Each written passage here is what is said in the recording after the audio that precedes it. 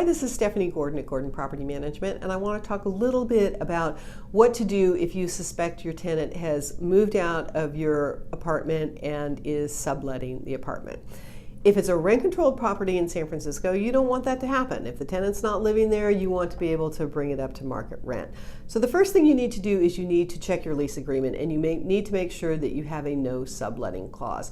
Most professional lease agreements written in the last 10 years or more all contain a no subletting clause, but nonetheless, take a look at your lease agreement and make sure it does. If you've got a no subletting clause, now the burden of proof is really on landlords to show that the tenant is no longer living there. So to do that, we pretty much have to hire a private investigator who will track down where the tenant's living, where the tenant's working, where they're registered to vote, where their car's registered, and that kind of thing. In some cases, we've had to put cameras up on the building so that we can show, gee, the tenant hasn't been here in months and months and months. So once you have enough evidence for a credible claim that the tenant's no longer living there, you need to reach out to an attorney and have them prepare a rental increase based on the Costa-Hawkins laws.